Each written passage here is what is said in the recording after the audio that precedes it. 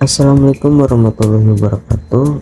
Saya Arya Radinata akan mempresentasikan materi dari mata kuliah Manajemen Komunikasi bab 6 tentang pengarahan dan pengembangan komunikasi organisasi.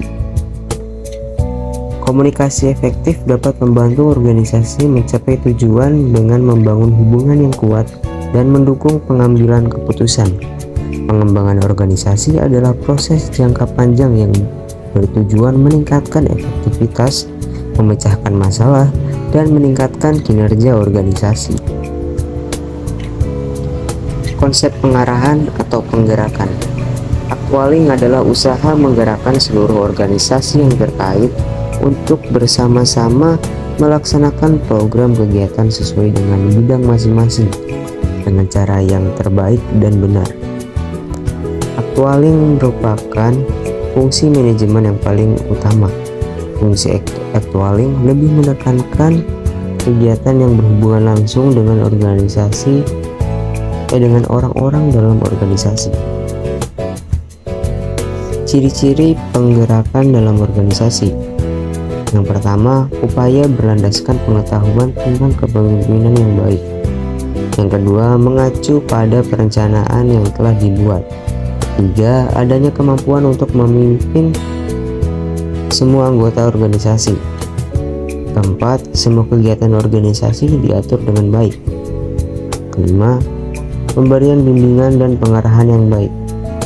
Lalu ada 4 jenis utama fungsi penggerakan. Yang pertama, koordinasi kegiatan. Kedua, penempatan orang. Ketiga, mobilisasi dan alokasi sumber daya. Keempat, informasi yang diperlukan. Selanjutnya, konsep motivasi dalam organisasi. Motivasi adalah dorongan kehendak yang menyebabkan seseorang melakukan perbuatan untuk mencapai tujuan tertentu. Jenis-jenis motivasi ada beberapa. Yang pertama, motivasi primer. Motivasi primer adalah motivasi yang dilandaskan pada motivasi dasar yang berasal dari segi biologis atau jasmani manusia. Lalu ada motivasi sekunder, yaitu motivasi yang dipelajari. Motif ini dikaitkan dengan motif sosial, sikap, dan emosi yang berkait. Ciri-ciri motivasi. Yang pertama itu tekun menghadapi tugas, lalu menunjukkan minat terhadap masalah, lalu dapat mempertahankan pendapatnya, lalu tidak cepat menyerah terhadap hal yang diyakini. Fungsi motivasi. Fungsi motivasi itu ada beberapa, termasuk yang pertama, mendorong timbulnya perbuatan. Kedua, mengarahkan perbuatan pada pencapaian tujuan yang diinginkan. Ketiga, menentukan arah perbuatan. Keempat, menyeleksi perbuatan.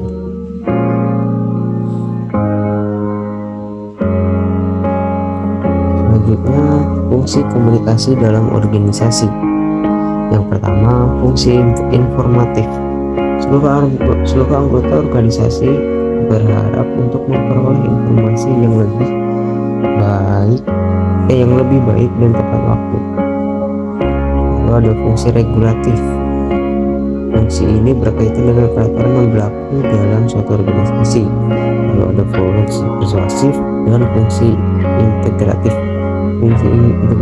Setiap organisasi berusaha menyediakan saluran yang memungkinkan karyawan dapat melakukan tugas dan pekerjaan dengan baik. Lalu ada pengembangan model komunikasi.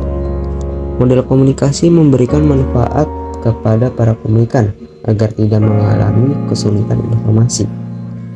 Model komunikasi yang pertama itu ada model matematikal Shannon dan Weaver. Model ini berlangsung secara linear, artinya alur jalannya proses komunikasi bersifat searah tanpa ada timbal balik arus komunikasi. Lalu ada model sekular Osgood dan Schrems. Model komunikasi ini alur komunikasinya bersifat timbal balik atau berbalik arah. Selanjutnya model helical dance. Model komunikasi ini dapat dikatakan terjadi proses komunikasi apabila pemahaman dan wawasan pelaku komunikasi dapat bertambah luas. Selanjutnya, model biologi komunikasi. Dalam model ini, komunikasi bersifat kompleks atau lengkap. Selanjutnya ada model sosiologi komunikasi. Kutip dari Lily Wery bahwa sosiologi komunikasi adalah studi yang mempelajari perilaku kolektif akibat media. Selanjutnya ada model teknologi komunikasi dan informasi. Teknologi komunikasi berkaitan erat dengan perangkat keras dan perangkat lunak yang dapat digunakan untuk memproses dan mengirimkan informasi. Oke, sekian saja dari saya, Arya Ardinata. Kurang lebihnya mohon maaf. Wassalamualaikum warahmatullahi wabarakatuh.